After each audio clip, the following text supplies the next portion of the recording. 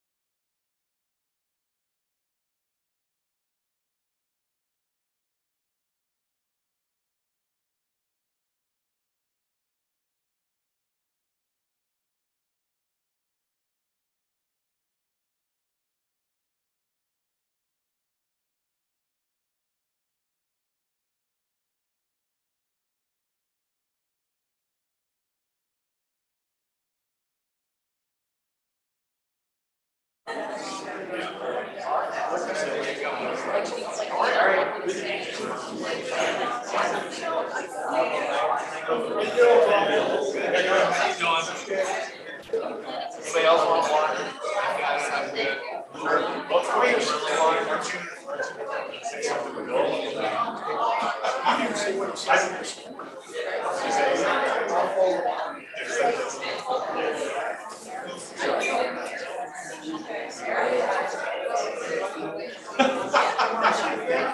Right. I've done everything else.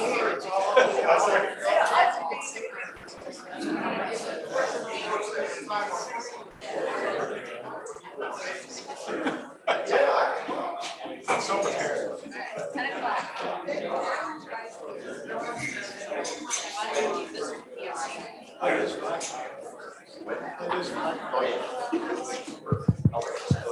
Test, test. Whoops.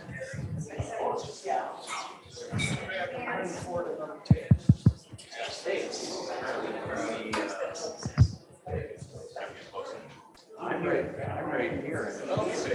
The stand collapsed. I didn't even see.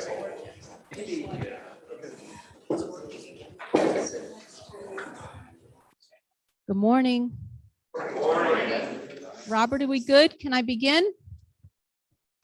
Excellent. Good morning, everyone. I'm Mary Freudenberg, Board President, at least for about 2 more hours. Thank you for giving up your Saturday morning to join us this morning in the beautiful Cherokee room of our clubhouse. I'd like to begin by calling the meeting to order. And just a quick reminder, if you have your cell phones on you, to please just put them on silent or turn them off. And I'd like to ask you to join me in doing the Pledge of Allegiance. I'll wear it. Pledge allegiance to the flag of the United States of America and to the republic for which it stands, one nation, under God, indivisible, with liberty and justice for all. Thank you. So we'll begin by approving the minutes from the last board meeting dated June 22nd, 2022. Do I have a motion? Second. All in favor? Aye. Okay, the minutes have been approved. And right off the bat, I'm going to turn it over to our general manager, Jim Whitmore, for a update. Yeah, that's what I'm doing. Don't worry. Man, bossy today. I got it. Good morning, everyone. Thank you for all coming out today. I'm just going to do my usual update of the community. I want to first start off, because I know he's still here, to introduce everyone to our new assistant general manager, Lance Shelley, right here on the right.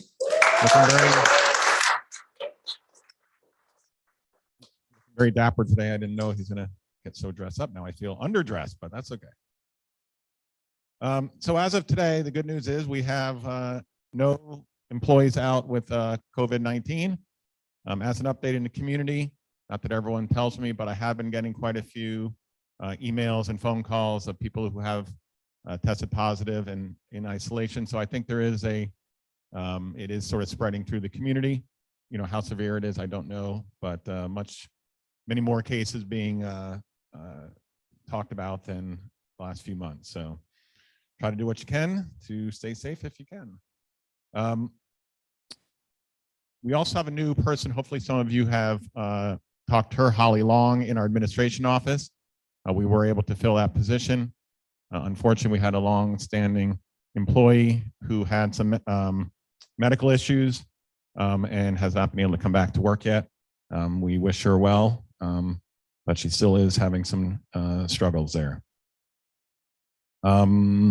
We are pretty close to full staffing levels throughout the community, except obviously in food and beverage, which we've been struggling with for almost a year now. We are still 4 people short in the kitchen. We're short 2 line cooks and 2 dishwashers. Right now we have no dishwashers. So basically Chef John and Andy are doing all the dishes most of the time. So they are doing what they can to provide services, and we continue to try to fill those positions, but it's been very, very difficult. the news yesterday. Whether you look at it positively or negatively, probably won't help us again. There's what, 568,000 jobs created in the last month that were filled. So the labor market is not starting to see any softening as of yet. Sorry. The marketing materials, as you know, we have the new signs up. They are still a work in progress. We do believe we have most of the nighttime issues resolved. We still have some daytime issues we're working on as far as the logo itself, but those are still a work in progress. The landscape has been installed at the main gate, East Fork Gate. We're hopefully here this following week. We'll get that all done. We are starting to do some signage around the clubhouse signage, the main clubhouse sign, and the big sign on 276. Hopefully will be switched out by middle of the month, maybe next week is what we're hoping. And then I'll hold off on talking about the other things because that is part of the actual initiative update that the board's going to give here in a few minutes. Unfortunately, on the connectivity issue, the cell tower, we're still pretty much in a status quo on that. We have the tower company willing to build, but we have no well, actually one provider that is willing to put any equipment on the tower. That happens to be Verizon. The other two, or any other two, is needed because you need 3 before you can put up a tower within the county. County restrictions are they have to have 3 providers. Also, that's not going to help. I think it was 5 years ago well, it must have been 4 when my first year here.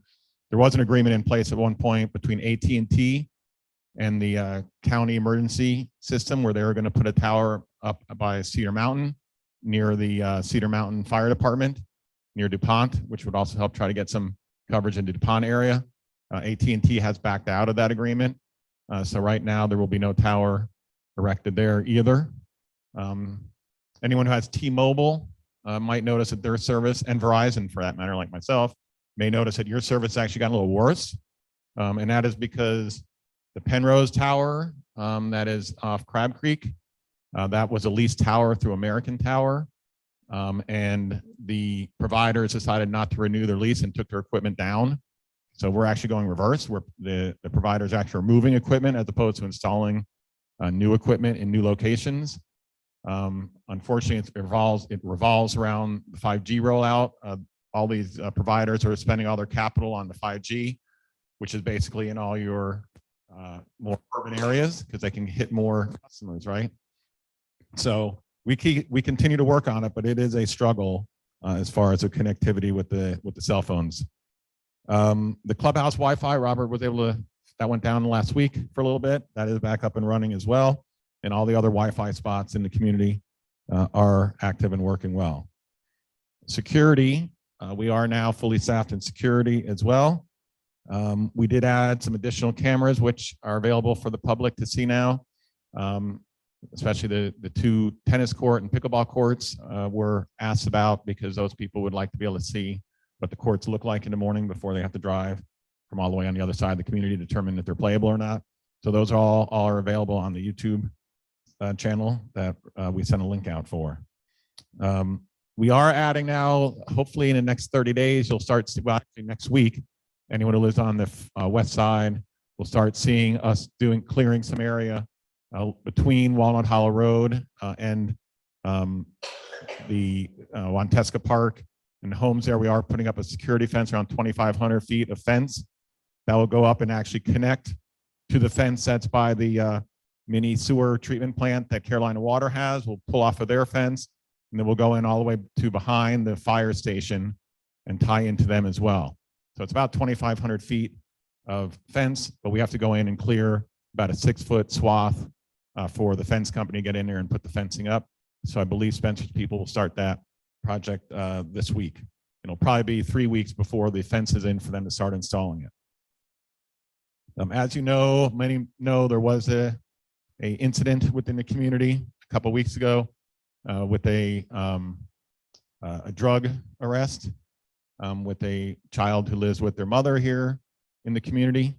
As far as we know, he has not re-entered the community. He has bailed out, but his barcode has not shown any activity of coming back to the residency. We can't stop him from coming back to his residence, but we are tracking to determine if we feel he's back on the community or not, just so we know. That doesn't mean he's, not with his driving his mom's car or his brother's car, but we do not know that to be certain. In the particular case of that, it was not, if you read the detail, even though you don't ever want that in your neighborhood, it wasn't a huge amount of product that they were distributing, but nonetheless, it was not a good situation. To give some other people an update, I don't want to get too into it, but we were aware of that for about a month and a half, 2 months previous, where we were working with the county sheriff, undercover department, and Homeland Security. That's who handles that, because the drugs were obviously coming in from not the United States. So we were providing them information and video and access entry documents, which is interesting because all the people that were listed on that arrest account weren't using fake names, were using their real driver's licenses and the whole thing. So they weren't trying to hide it. So, but that was very, very valuable information for them. I thank Robert as well, because he's the one who was able to find all the video and distribute that to the authorities on a timely basis and help them with that information. From a financial position, year to date through July is we're $105,000 better than budget. So we are moving along pretty well there. We have been able to navigate and negotiate pretty well with all the different pricing issues that are out there, or supply chain issues. The managers and employees have done good using what they have, what they can do with what they do have, so they don't have to get new things, and taking advantage of pricing when we see the opportunity. So right now we're being able to control our destiny pretty well there. Lot sale activity, it was super hot pretty much through June. It is slowing down a little bit. We're getting, I say that, but then the last few days I've gotten inquiries again. So, but it's definitely more ebb and flow than it was before. I think that's something that you're seeing overall in the real estate market. It's not getting better, but it's not crashing either. It's just sort of leveling a little bit.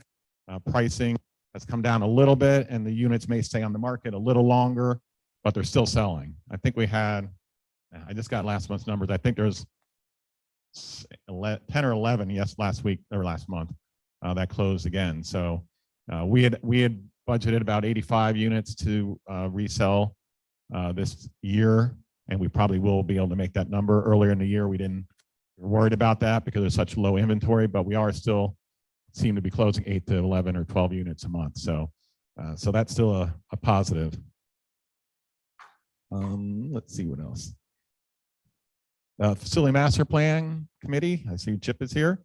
They continue to work diligently on the A&W and the pool projects, but they also are responsible every year to hand into the board a facilities master plan, which is a sort of a 5-year view of what's going on out there from a capital perspective. They completed their work last Thursday at our meeting, so they will be presenting their final draft to the board here in the next week or two. And then that all flows into the budget process for 2023 going forward, which we are in the middle of right now as well. We'll start meetings next week with all the management, and then the following week with the finance committee. We meet with them basically it's almost 2 days straight between morning and afternoons. So we are actively looking at that, and that's obviously a challenge with what's going on in the economic world around us. So it's going to be some historical data, and then obviously some guesswork of what we think 2023 is going to be. So stay tuned for that. Talk about A&W. Here, there are 2 big projects also that were approved in the 2022 budget, which one of them being expanding this Cherokee room for very needed storage space that we've been talking about for years. That project will start here probably in the next 30 to 45 days. It will not impact the use of this room because we'll basically be building on the outside, and then we'll just blast this part of the wall out at the very end to connect that to the new space. And then the renovation of the equestrian center, that's also been talked about as well. So those projects were approved and will be beginning here in the next month or so. I think that's pretty much, the pickleball courts are finally complete. Obviously took a little longer than we anticipated, but they are complete. They are being played on. The railing, which is on the backside, was completed by Spencer's crew earlier this week. It's a cable railing, just like we have around everywhere else. It looks really good. So we're happy to provide that new playing surface to the pickleball players. I want to thank the pool people for giving up a couple days of their pool use last Monday and Tuesday. We had to close the pool to rebalance the chemicals.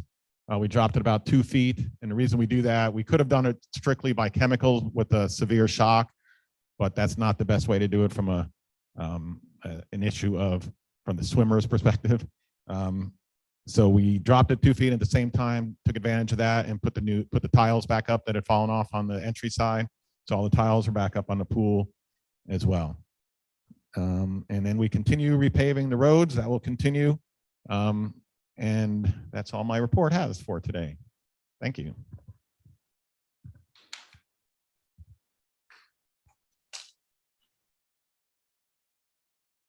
Thank you, Jim. So before I begin the board initiative updates, I'd just like to, for the last time, introduce the 2021 to 2022 CFPOA Board of Directors, starting with Vice President Janet Saucier.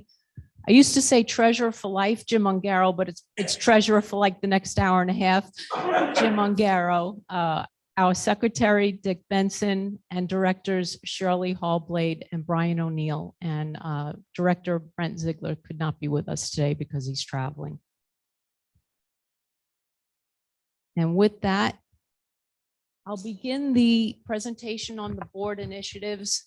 Throughout the presentation, we've included a number of pictures that were taken as part of the new branding initiative. So you may see yourself or some of your neighbors throughout the presentation. I hope you enjoy it. So I'll start with a brief financial update, talk a little bit about the Activity and Wellness Center opportunities that are being addressed. Hold on, Robert, too fast. The IT Security and Operations Task Force, Donna Aiken-Colflesh will give an update on the strategic plan overview. And then Janet Saucier will give an update on the Care for Our Natural Environment and brand marketing initiatives. All right, Robert, I'm good. So as far as a financial update, as Jim mentioned, we are doing better than budget. Some of the biggest changes this year, based on recommendations from the Finance Committee, the board voted to approve the creation of the Real Property Fund. Now that fund is a sub-account that exists under the existing Amenity Expansion Reserve Fund. And the funds that are allocated to this sub-account specifically will go towards the construction of new buildings and the replacement of existing buildings, of which I think we have a total of 33 buildings on the property. In addition, the board voted to approve the changes to the financial cash management and investment policy section of the board policies manual, which included, among a number of things, the expansion of allowable investment types, as well as the engagement of a fiduciary investment advisor to manage a portion of those investments. And the Finance Committee looks at the gains and losses of that investment on a monthly basis and reports that upward to the board. Anybody see themselves up there? All right. Jim, is that, are those your feet in the upper right? Yeah. Next slide, Robert. Thanks. All right. So Activity and Wellness Center opportunities. Just to give you a little background information, this became a board priority back in 2019. Unfortunately, due to the pandemic, a lot of the work that had started back in 2019 was deferred. However, we're starting to move forward with that, as each of you know. So the goal behind this initiative, whenever the board comes up with an initiative or what to focus on next year, we look at a lot of different documentation, starting with the strategic plan. But what we do is we look at this and we come up with what's called a charge. So that charge may be to a specific task force or a committee. And in this case, the Facilities Planning Committee, otherwise known as the FPC, was given the task to explore interim alternate means for increasing space for activities and wellness, including plans for the clubhouse, the equestrian center, the Wantesca multipurpose building, etc. Also, when we look at a specific charge and board initiative, we refer back to what strategic plan goal are we trying to achieve. So in this case, it's the goal to provide quality amenities, infrastructure, and services.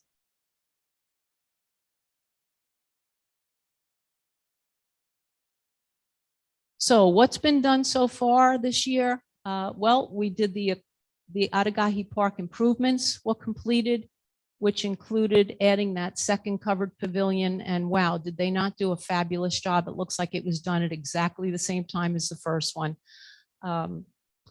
We installed a new walking path through the park. If you haven't gone over to the park, it's really a nice addition. I see people walking their dogs on it all the time. Resurfaced the roadway and the parking areas. The basketball and volleyball courts got a refurbishing as well. And outside of the Aragahi Park improvements, the bocce court drainage issues have been resolved and the pickleball courts have been resurfaced. The Activity and Wellness Center and Pool Enhancement Proposal, as you know, we made several presentations to the membership back in May. We had a board business letter specifically that provided additional information. In June, we sent out a frequently asked questions document, and then we hosted a chat with the board session where you had the opportunity to ask a lot of questions. So we took all of that feedback, those comments and questions into consideration. And besides the feedback, because we were unable to get the final architectural designs for the pool, we really had no choice but to move forward with considering a separation of a vote. Next slide, Robert.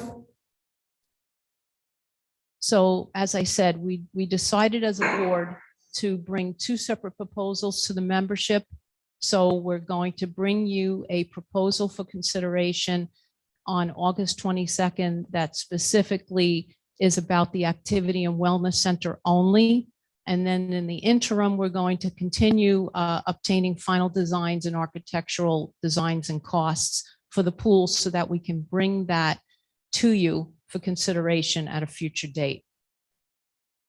So the Finance Committee, the Strategic Planning Committee, as well as the Facilities Planning Committee have all given the board their full support on this approach, as well as support for the funding recommendations, which you'll hear more about at the August 22nd meeting. And then should the board consider bringing the proposal to the membership for vote, that'll happen on August 24th. Upcoming activities. Finalize the conceptual pool design and cost estimates, as I previously mentioned. We anticipate bringing that to the membership. Probably, we're hoping by September, but given the current delays, we can't commit to a specific date. And what I wanted to mention was that even though you may not have the opportunity to vote on a pool proposal for a few more months, that should not impact our ability to start the construction of the pool, provided that the board votes to bring it to you. That should still happen in the same time frame as was part of the original proposal. Jim mentioned in his report that the facilities master plan is about to be finalized and brought to the board for approval. And then another project that's going to begin is the expansion of the Cherokee Room, which Jim also mentioned, and that will be happening at the same time as the Equestrian Center renovation. So stay tuned for more information about those upcoming projects.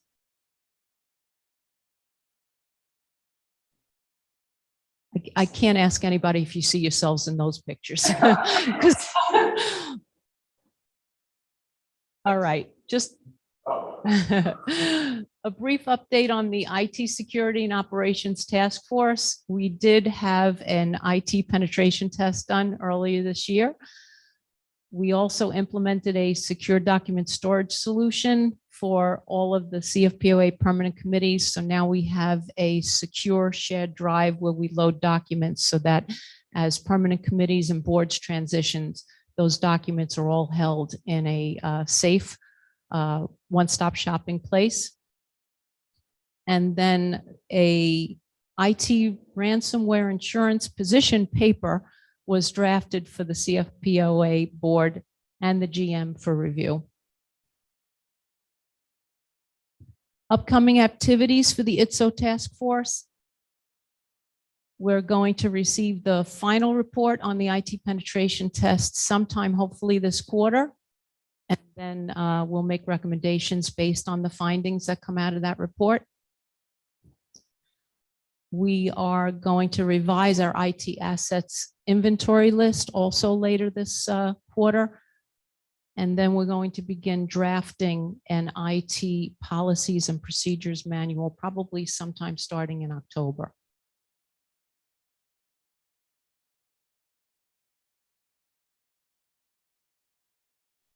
And that's it for me, I think. Let's see. Next slide, Robert. All right. So without further ado, I will turn it over to incoming Board of Director Donna Aiken-Colflesh. It's not too late. You got like an hour. You could run out. Thank you, Mary. Good morning, everybody. So I am the outgoing Strategic Planning Committee Chair. And I'm just going to give you a little bit of background on how we go about actually doing a strategic plan every couple of years so that you have a little bit of understanding of the process, and then we'll talk about some of the initiatives for this year. So the first formal strategic plan, apparently my slide changed since last night. The first formal strategic plan was adopted by the board in December of 2017. Some work had been done prior to that, but this was the first formal plan that introduced the 4 pillars of our plan that carry forward: promote, provide, preserve, and sustain. Those have been consistent in our planning and the basis for decision-making since late 2017. In 2019, we looked at the existing vision and mission as a precursor to the development of the 2020 strategic plan. So that's part of a routine strategic planning process, is to kind of make sure your vision and mission are still applicable. They don't change in a major way from year to year. They should be long range. Your vision and mission should be long range things. But they do need to be refreshed occasionally to keep them current and relevant. We initiated quarterly monitoring of strategic plan progress in the third quarter of 2020, right after the 2020 plan was approved. So every quarter, the Strategic Planning Committee would sit down with the board and gather input about where the initiatives were in progress, whether things had been completed, whether they needed to be deferred, whether we needed to push out due dates. And then we reported on that back to the board on a quarterly basis to kind of keep track of things. That was the first time that had been done. And that monitoring is really important to make sure that things stay on track and don't fall off the radar, because it's too easy to take a strategic plan. And a lot of us have probably worked in big corporations where these pretty strategic plans are developed and then they're put on a shelf where they collect dust for 3 years. And then somebody goes back and looks at them and said, you know, hey, what did we actually do with this? Well, this quarterly monitoring helps to keep the strategic plan alive and keep our community moving forward. We looked at the vision and mission again in early 2020. And this was, again, in anticipation of revising the strategic plan, but also to incorporate the notion of connections, which, as you know, is an important part of our new branding initiative. So we wanted to make sure that our vision and mission are aligned with that branding initiative. And again, we didn't revise them in a big way. We just kind of tweaked them a little bit and refreshed them and brought them up to date. And throughout the process, once again, our commitment to promote, provide, preserve, and sustain is consistent throughout the process. Bless you. Go ahead, Robert. So this is a graphic out of the comprehensive master plan. If anybody's ever looked at it, it kind of tells you how all the pieces fit together. So the strategic plan is just one part of the process. We look at a lot of different things.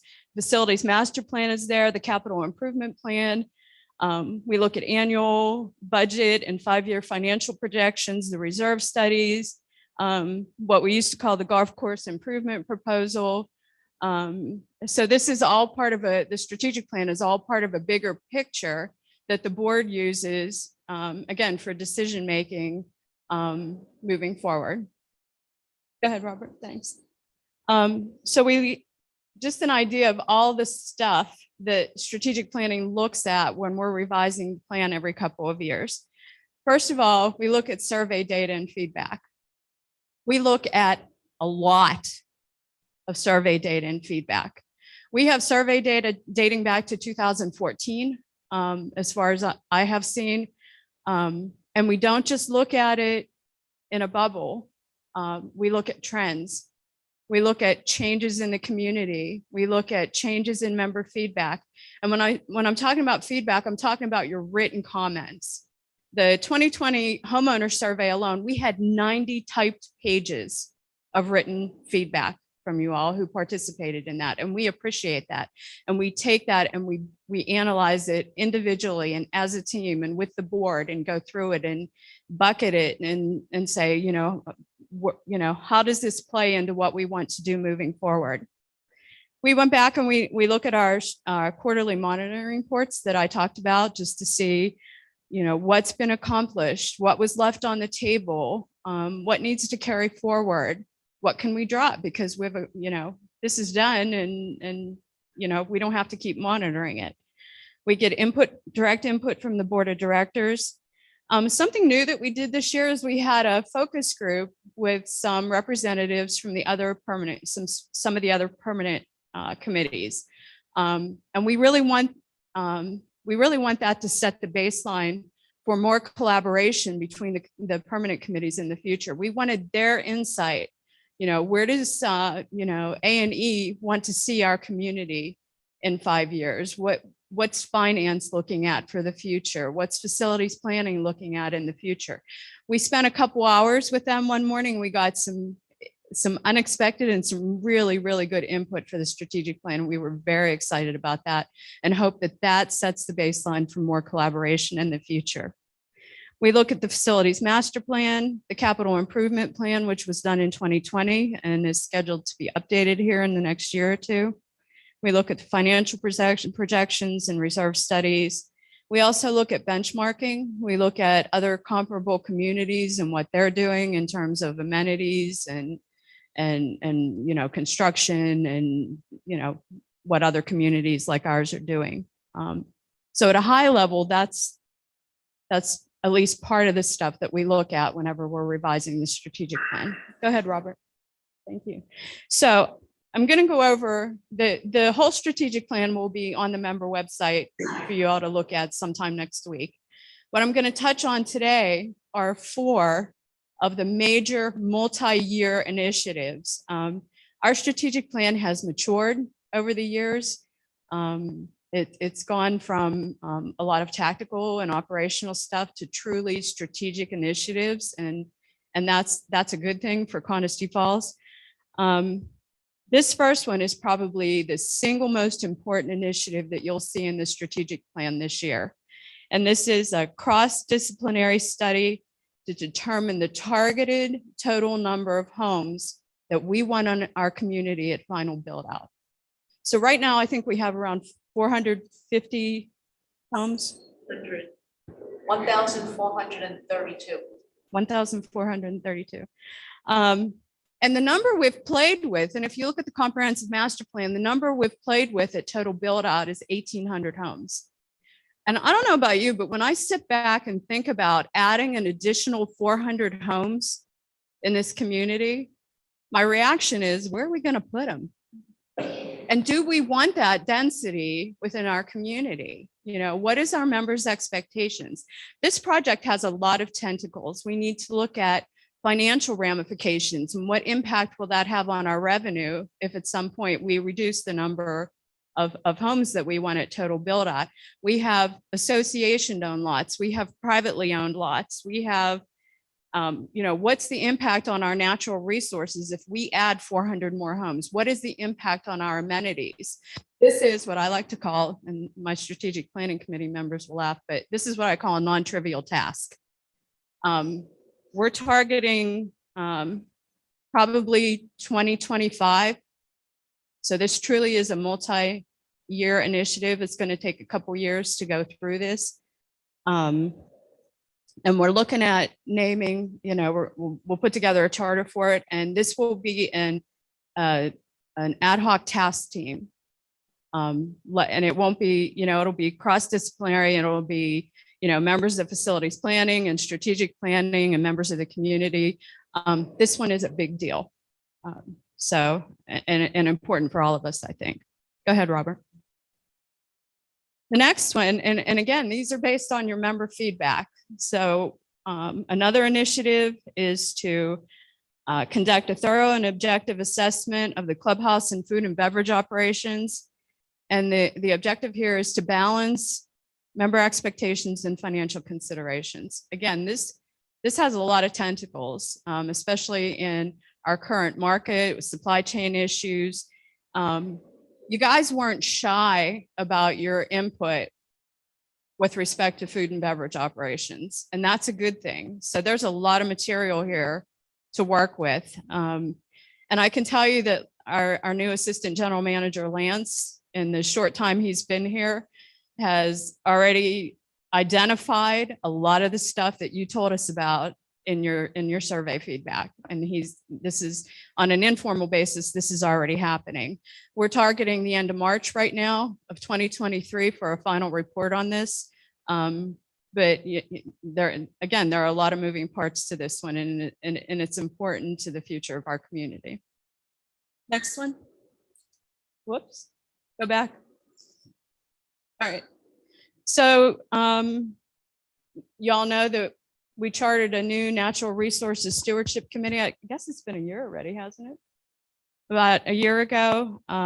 They are working on a long-term natural resources stewardship plan for the long-term management and monitoring of our natural resources.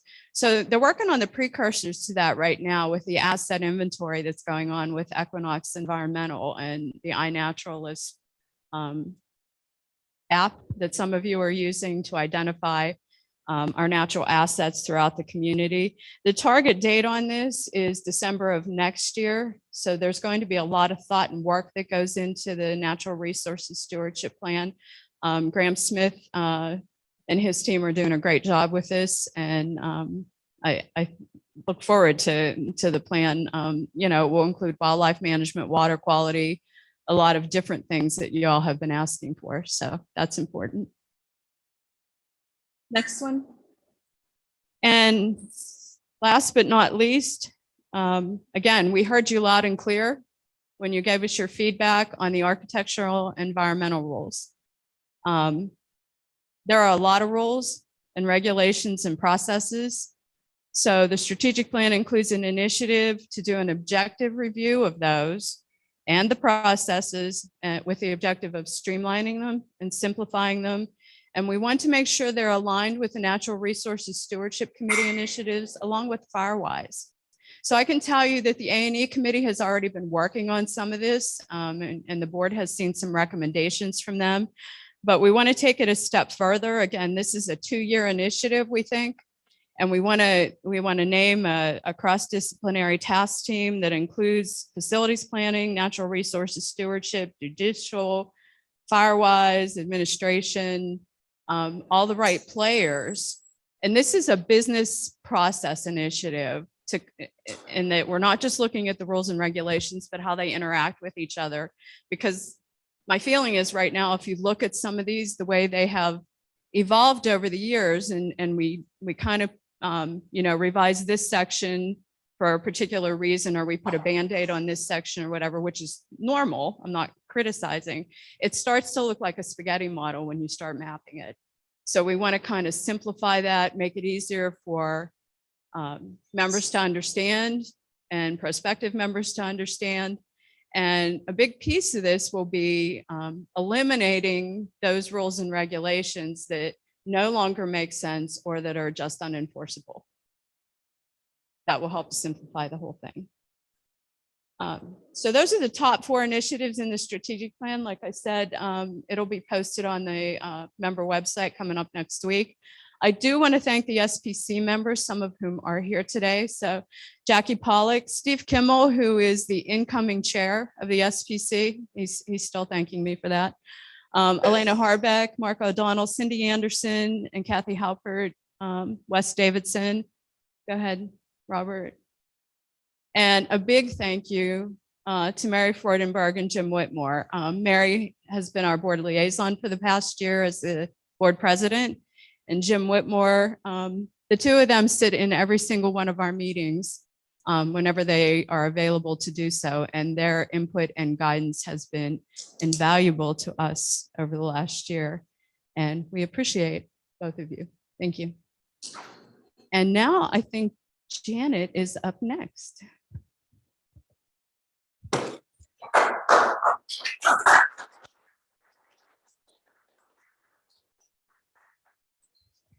Thank you, Donna. Yes, that round of applause is well deserved to SPC, because while all our permanent committees serve excellent functions for this community, SPC puts in hours and hours and hours and hours of think time and meeting time. And so I want you all to stop and think about how much SPC needs to be appreciated for what they do for this community. So with that said, I'm going to talk about the initiative Care for Our Natural Environment. This initiative had been started in 2019. When I joined the board in 2020, I jumped on the task force because I was also working on the brand marketing task force. And I felt strongly that this initiative was going to be a core part of our brand marketing strategy. And sure enough, based on the focus groups we did with our members as part of the Refreshing Our Brand initiative, this came to light that we feel very connected to our natural environment and our natural beauty and to the mountains that we live in. So this board initiative has now become a permanent committee. And next year, it will no longer be a board initiative, but an ongoing effort headed up by the Natural Resources Stewardship Committee. So as you can see here, they were charged by the board to create a management plan for our common areas, which account for about 1,800 acres, and charged with education and communications programs to our community to protect our natural resources in a cost-effective, eco-friendly manner that aligns with our strategic plan goal to preserve our natural environment and to maintain and enhance the value of private and common property. And as I mentioned, this aligns with our strategic plan goal to preserve our natural environment. To date, the Natural Resources Stewardship Committee has done some pretty awesome things in a short period of time. They have hosted presentations on current, future activities to our trail builders, to our trail stewards, mountain gardeners, and the fishing club. More presentations to different groups will be coming up in the near future. It's a collaboration, it's a communication effort.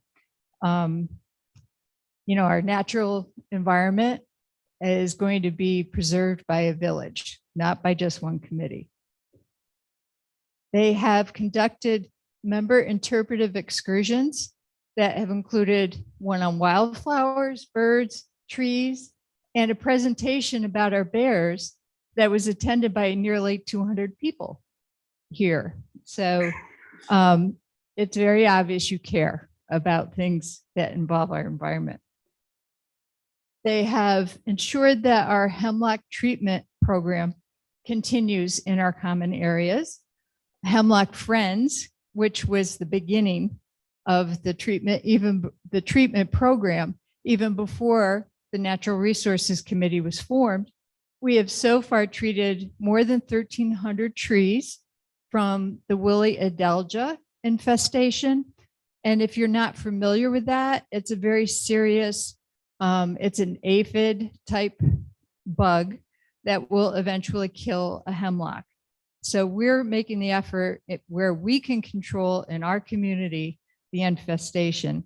And we're beginning to work with homeowners to preserve and save the hemlocks on their private property.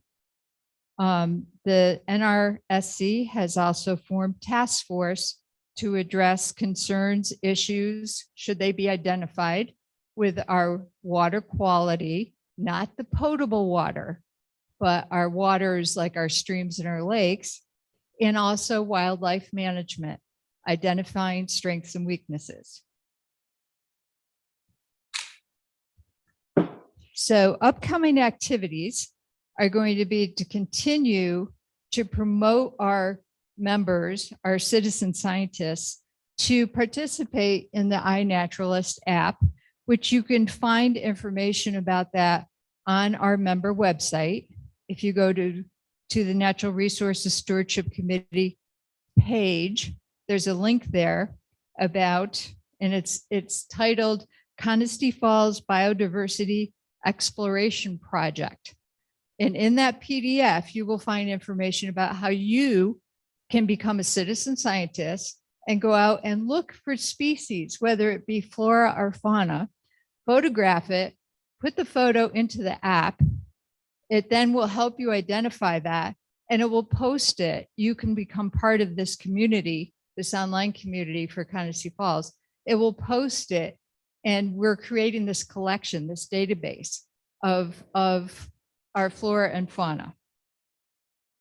They will be drafting a plan for treating the roadside hemlocks, and they will continue with member education and communication programs coming up.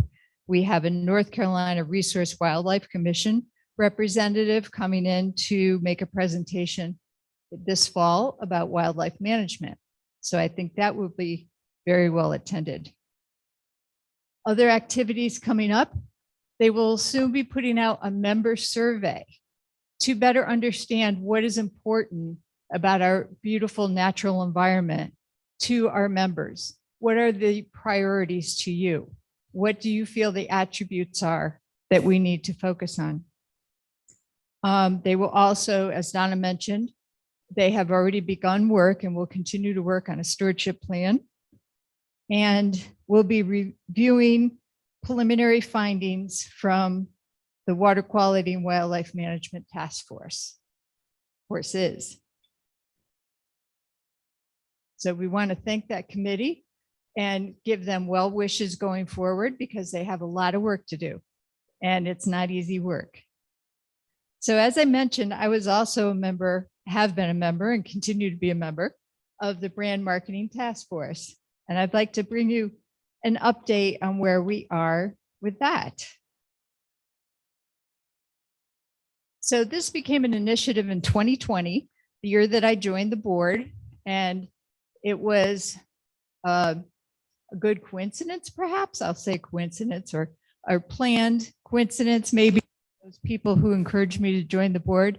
I have 25 plus years in marketing and advertising, so this was right up my alley to help Conisty Falls refresh its brand. So the charge was to develop a brand consistent with Conisty Falls' vision, mission, core values, and incorporated it into a refreshed marketing plan, aligning with the strategic plan goal to promote Conisty Falls as a unique community to current and future members. And we introduced at last year's annual meeting, we introduced the refreshed brand identity to our members. And you may say to yourself, well, I'm not real familiar with that. I didn't attend that meeting. You can go online and watch a recording of the meeting. You can watch a 5-minute video that presents the brand identity. But just to give you a little snippet of what it means before I share the materials with you and some of the actions that have been taken. As Donna mentioned, living at Conisty Falls is about connections to our natural mountain beauty, connections via technology, high-speed internet, wide cell service coverage, which, as Jim mentioned, we continue to make a priority, connections to nature through stewardship, preservation, and recreation, connections to each other through social activities, volunteerism, just having shared values, connections to our neighbors, and connections to the wider community, meaning Brevard, meaning our state and national forests, meaning the culture, the history, and the arts of our area. And who lives in Conisty Falls is a diverse mixture of families, retired, semi-retired, and working. The people who live here have a passion for where we live. They're active community members, and they feel strongly about caring for our natural environment. These are all components and considerations in answering the question, who is Conisty Falls? So we introduced the brand, as I said, last year annual meeting. We targeted a rollout in the second quarter of this year, which the transition began in June, end of June. The signage is a work in progress. We have a new look that you may have noticed for the Friday flyer. The Conisty Falls News, work in progress.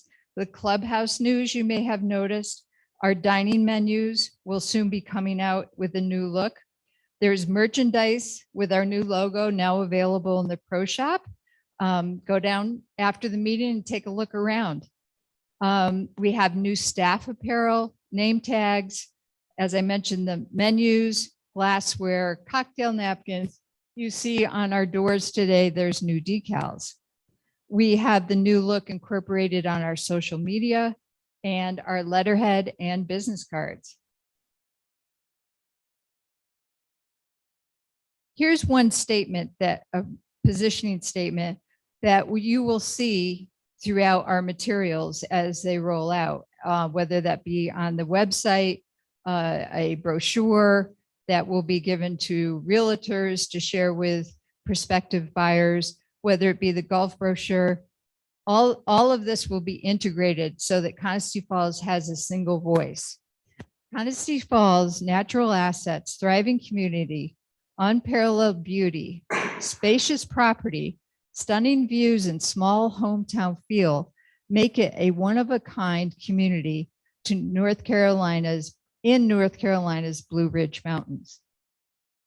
And as I mentioned, our signage is a work in progress, but you'll see this large welcome to sign at the end of, right out the other side of this wall.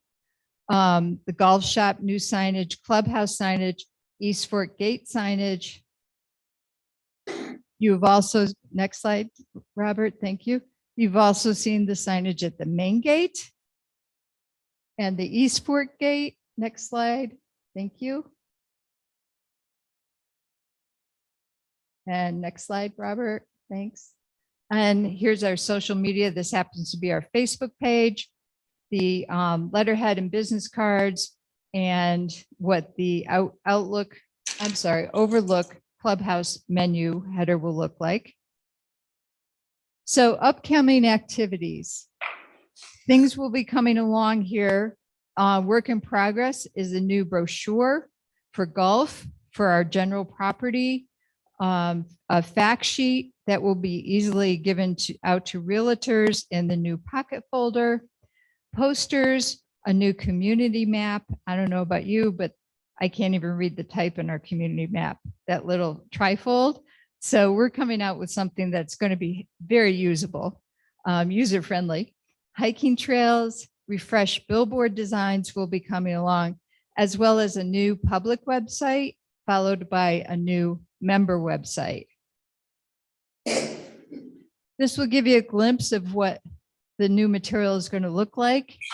The photography that we've been working on for almost a full year now, capturing all the different seasons at Conisty, will be well used on all of our materials, external and internal. We have new posters coming out that can also be used as postcards and note cards. You're going to see some of these posters on display, large size, throughout the clubhouse, as well as some of the beautiful photography, really showing people what it's like to live here.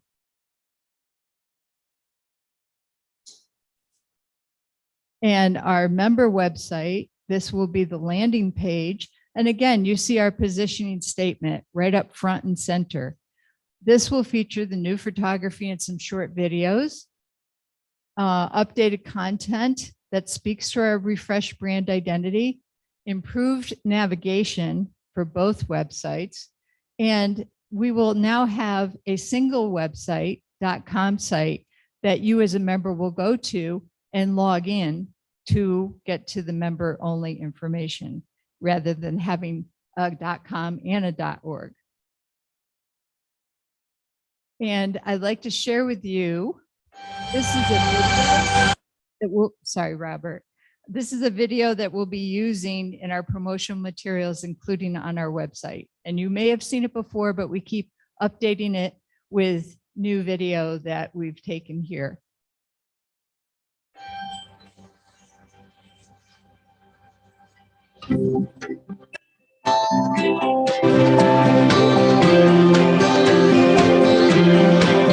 Somewhere else, a warm yellow sun is rising again from another star-studded night, creeping over the tops of fog-wrapped millennia-old mountains.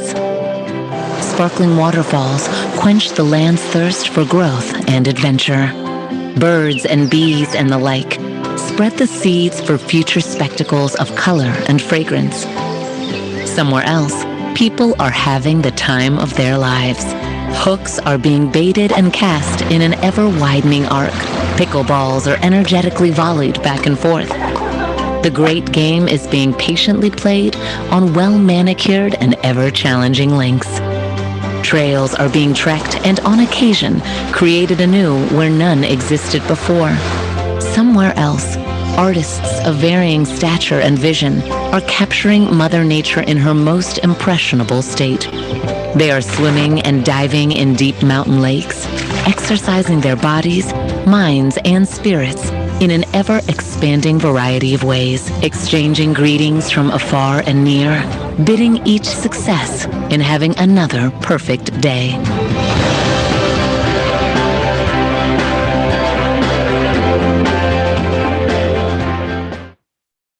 So thank you, and I hope that makes you want to live at Conisty Falls.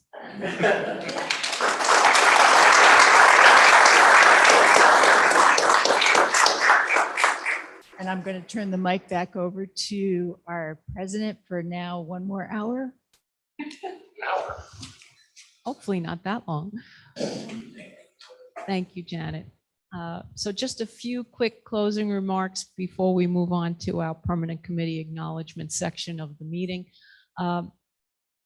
The board operating principles, those are also some important information that we refer to whenever we make a decision. As Donna mentioned, we look at survey data, we do analysis, the strategic plan overall guides us, as well as our board operating principles, which were coined by that guy sitting in the back of the room, Dave Hunter, when he was still president.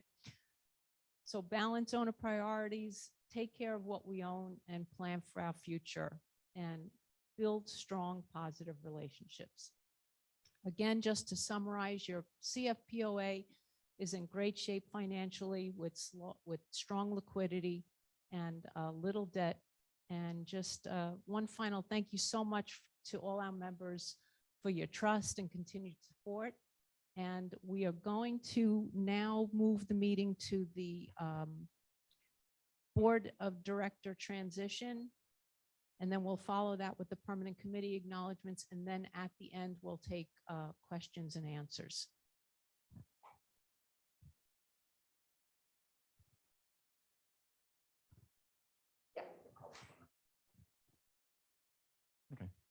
So first, terming off this year and having served, I think 3 years, right? Because you had 2 years and then added a year to fill in, is Shirley Hoblane. We'd like to have you come up. And she was vice president one time as well. She took a year off this last year and just was a regular board member. I believe Mary has some comments for her. So I not only had the opportunity to work with Shirley for the last 3 years on the board, but I also had the opportunity to serve under her on the Strategic Planning Committee when I used to be secretary of that committee and Shirley was chair. And I'm proud to call her my friend. Thank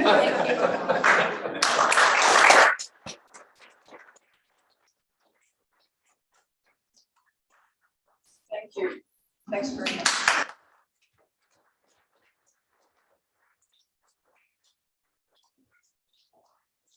I'm not going to cry over Jim Ungaro, just so you know. Shirley gets the tears, not Jim.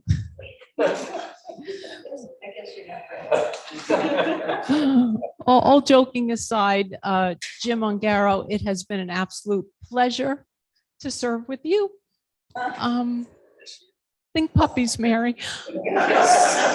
If you only knew, if it wasn't for Jim and all the work of our finance committee, we wouldn't be in the shape that we're in. So thank you so much for all your service.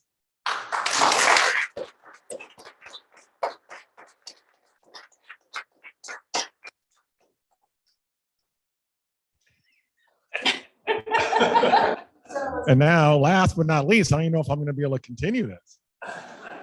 But first, yeah, I spent now 4 years here and I've had the pleasure for 3 of them. Well, actually, I think somewhere here I had Marty Hoskins, who was my first president, and actually is responsible, I guess, for getting me here. So you can blame Marty for all that mistake if you want. And then obviously Dave Hunter in the back of the room. That was a fun, I guess, 2 years with Dave. And now 1 year with Mary. And I can say, honestly, say all 3 of them have been, excellent representation of the community. They all have had, all 3 of them have had 100% of their time and energy to make the place a better place for themselves and for everyone else as well. And they've also been able to push me to be a better person myself, which isn't very easy to do sometimes. Just ask my wife. So, but anyway, it's been a pleasure, Mary. I'll miss our meetings, but I've enjoyed immensely working with you, and thank you for all what you've done for the community.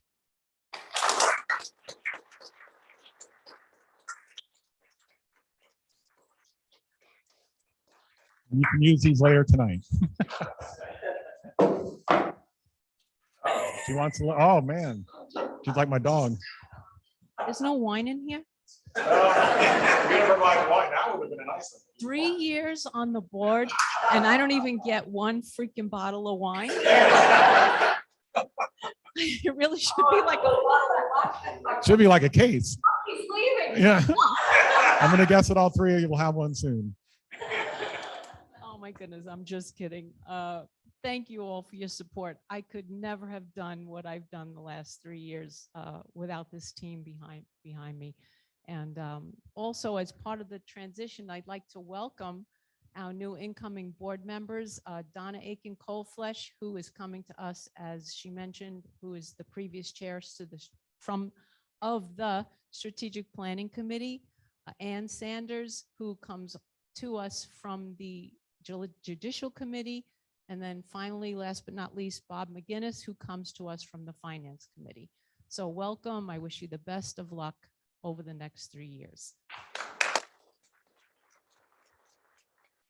It's too late to back out because I announced you formally. It's on the internet, so it has to happen now.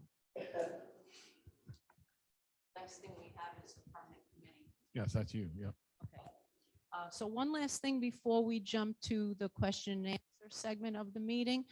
So if you're here, I'd like to just please ask you to stand up briefly if you are a current member or have previously served on the Architect and Environment Committee, please stand up.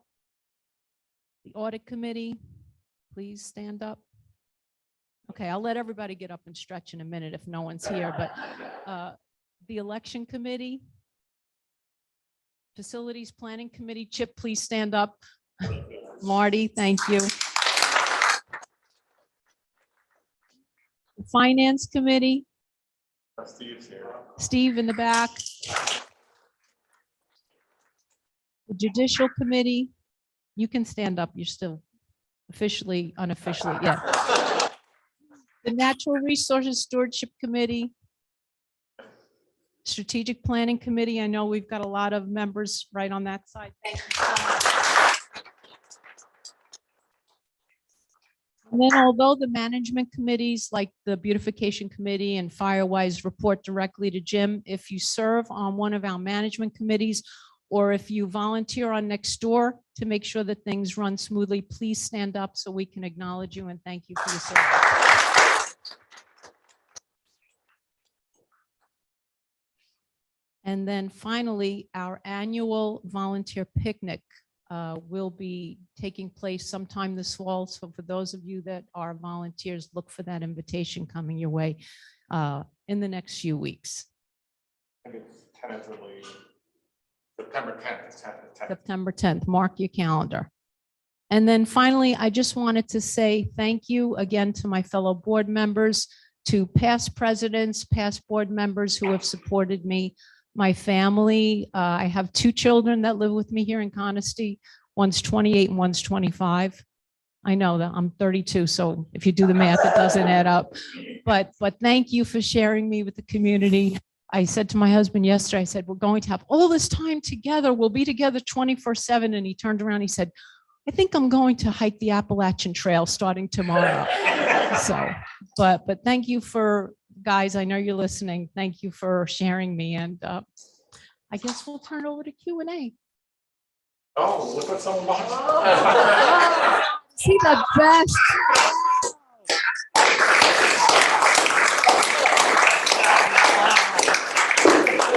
I love it. There you go. Now you have something to really consume tonight.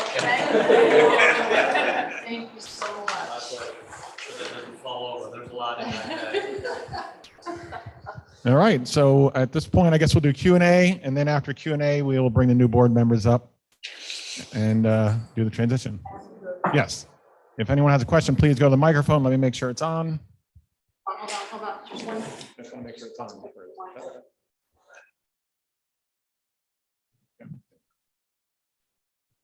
So just a quick reminder, in light of what happened at the last board meeting, I just respectfully ask that if you do have a question, come to the mic, please say your name.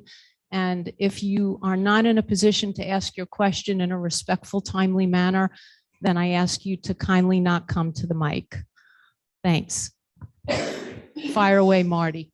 No firing away, just on behalf of the Bocce Committee and about our 120 to 150 members that play bocce during the year, we would sincerely like to thank the board for the replacement of the bocce court. With all the rain that we've had over the past few weeks, there has never been an inch of standing water, and the courts have been absolutely terrific. So thank you all very much.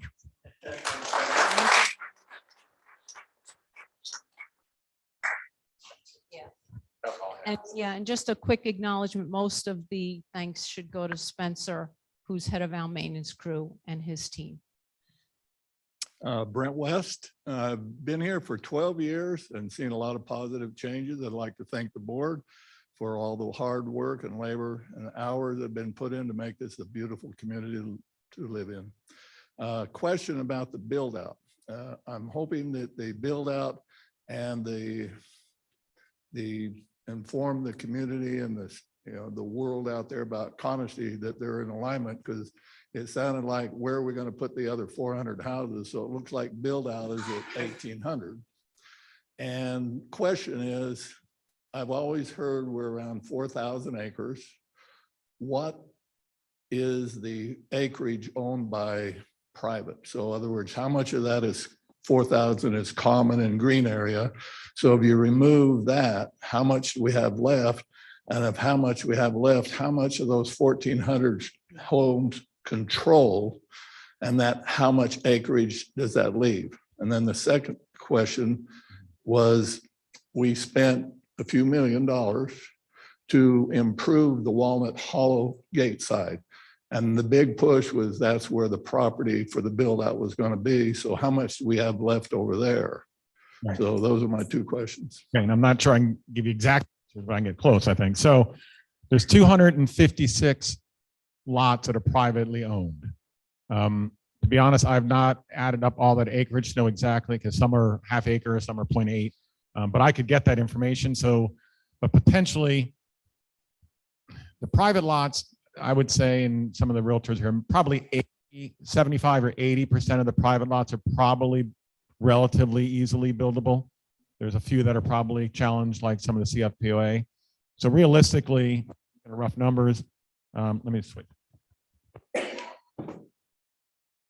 Hello? Okay. So realistically, there's probably 200 of the 250 that we really have no control over whether they get developed or not, because they're privately owned and those people have the right to build on it or sell it for someone else to build on it. So I could do that math and get that number to you at a later date. Okay, appreciate it. As far as the west side goes, we own about 400 lots still, and probably 90% of them are on the west side. What we are also looking at as part of the Natural Resource Committee, a lot of ours, probably, I'm going to say 50, but it may be more like 40% of them are realistically buildable, to be honest with you. So what we're looking at is knowing the ones that are not feasible to build on. If they're contiguous to green space, part of our Natural Resource Stewardship Committee, we're looking at those and saying, hey, if we have a lot of these that are contiguous, the green space and most likely aren't going to be built on anyway, let's go ahead and take those out of inventory and deed them over to the common area to add to that space. We also have had at least 2 that we've taken off the market, and there's actually a private lot that impacts it as well, where we found a bog within the community that we want to protect. So I'm working with that. We've already taken those 2 off the market, and I'm working with the private owner of the other lot to swap out a lot or lots so we can get his lot to make sure we protect that as well. We might find more of that during this inventory and asset inventory that our Equinox, which our third party, is working on. So that's going to impact it as well. So these are still a bunch of moving parts. Whether we end up at 1,800 or not is a question. And another part of that big question is the financial impact of that, because obviously when you set a number, whatever it is, once you hit that, you're not adding anything going forward. So those people forever will then incur that, whatever that assessment increase or operating costs increase going forward every year, because they don't have any new people coming in. So we got to work all those details out. Okay. Well, thank We'll you. get the acreage to you when I can do that math for you. Okay, thank you. Thank you, sir. My math skills aren't great this early. Hey, Craig Wilson. I actually had some positive feedback to provide. Pickleball courts came out very nice. Everybody's happy down there. I'm not on the committee, but I'm a regular player. There's probably a half a dozen of us in here, and everybody's very happy with the quality of the work, and wanted to compliment Jim and Spencer for a job well done there. The second positive feedback was, I appreciate your separating the fitness center from the pool. I think you've enhanced the chances of it being approved by the general membership greatly. So thank you for considering that with your board decision. And I guess the logo, I like the logo, but it's kind of hard to see it. So I guess my question is, can that be polished, burnished, enhanced in some way so it's more visible? Yeah. So we're looking at a couple things there, because it's funny when people say they're like, they don't think I notice that as well. We notice it. One thing that we got to be careful of is it's a timing. The metal that the sign itself is made out of, and I'm going to Corten steel, ages over time relatively quickly, but it will get a lot lighter than current color. It will turn more like a rust color. So we don't want to do too much too quick to where we're screwing up the natural effect of what's supposed to happen. But yeah, we're aware of the logo and looking at options. Either one of the options we're looking at that our landscape architect came up with is we might be able to do a darker light inside the logo that actually would be seen better during the day, and we just keep that illuminated all the time. Be like a dark, almost like a coppery orange glow that hopefully you'd see in the day. So we are looking at options to improve that visual. And I had one other short comment with the strategic planning and so on, to enhance the public use of the lakes, the lakefront parks. We need more beach area, and that can be created. It takes drawing the lake down, building some kind of tow berm to hold the sand back up, and importing some clean sand like you used on the volleyball court. But you got a lot of younger families moving in here with kids. They like to go to the beach and play.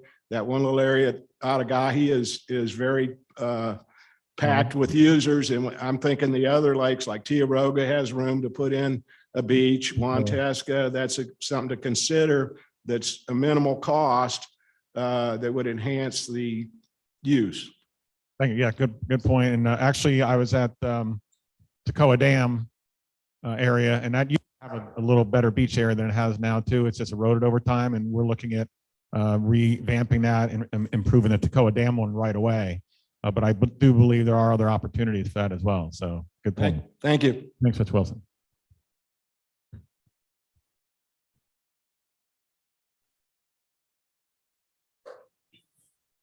Hello. Hello. I'm Alicia Diamond. I've been here for about a year, and I looked at many communities before I came here, and I want to compliment you all on the amazing job you do, creating what is virtually a nature sanctuary here and maintaining a very beautiful place. And I look forward to hearing reports about your continued efforts on that behalf. A couple of things I wanted to follow up on. Recently, I noticed pulling out of the main gate that I had some difficulty with obstructed vision when I wanted to turn left onto 276. And I realized that the sign over time is going to evolve in terms of its visibility, in terms of identifying the community. But that might be something that we want to look at to make sure that other people are not having difficulty making a left turn. I actually didn't realize it the first couple times I went out the gate. And all of a sudden I realized that, wait a minute, I wasn't actually getting a full view of 276. I wondered if it might be worth considering raising the sign up so that we can see underneath it. So that was one thing.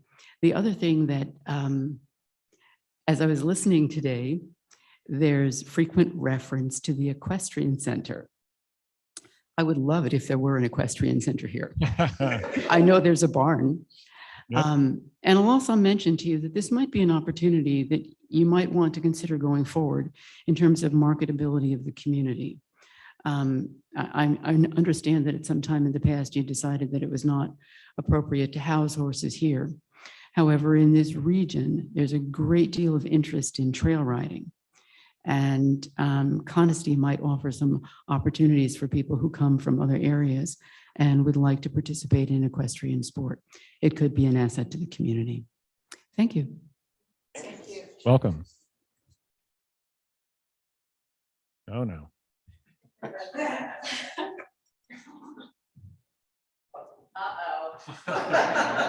I'm Dave Hunter. I'm tired of having my name taken in vain by the board. No, I just wanted to stand here and express my profound gratitude and respect for the board of directors.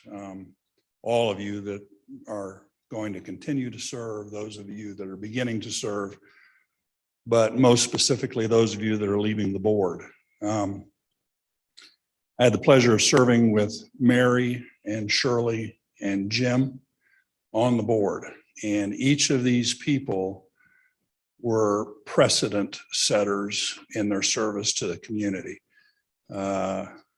Reference was made to the operating principles. Well, I sketched some of those out, but in terms of fleshing them out and editing them and making them as good as they are, it was Shirley Hoblane by and large who did that, and just I think to this day probably has served as the editor-in-chief for the board and just done a wonderful job in that regard. Mary Freudenberg set the standard in terms of secretarial support. Used to really anger me. We'd get done with a board planning session, 3 hours, and all this minutia and garbage, and you want to go home and just kind of kick back, and you go home and you open your laptop and the minutes are already there from the board planning, the notes, you know, and they were always perfect. And she continued that trend as a board president. Bar has lowered since. Most especially, I want to thank Jim Ungaro. Jim and I served together for a number of years on the finance committee, and Jim came on the board, I believe, my last year in service to the board. And Jim's a funny guy. Like me, he's punching way above his weight in terms of his selection of spouse. But I would call Jim and would have the pleasure of talking to Georgiana. And she would then hand the phone to Jim, and I'd say, Jim, I need 5 projections run using 16 different variables. And Jim would get kind of quiet, and, you know, we'd talk about a little bit more specific. And he goes, well, I probably won't be able to get that to you till tomorrow morning. And I'd get it late that night.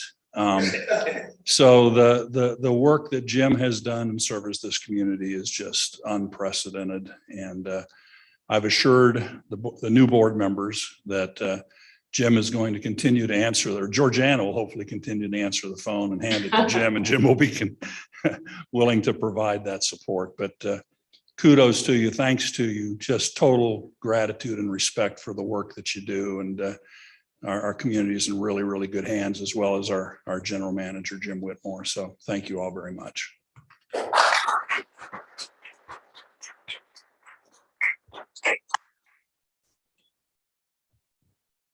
If there are no more questions before I go to adjourn the meeting, I just wanted to say that directly following this meeting will be the 2022-2023 Board of Director Transition of Authority meeting. So late, I can't believe I said that without looking it up. So expect to see an email go out this afternoon that announces the new officers. So with that, again, I thank you all for coming. A motion to adjourn. Second. All in favor? Aye. Yay, it's a wrap. Enjoy the rest of your weekend. Thank you.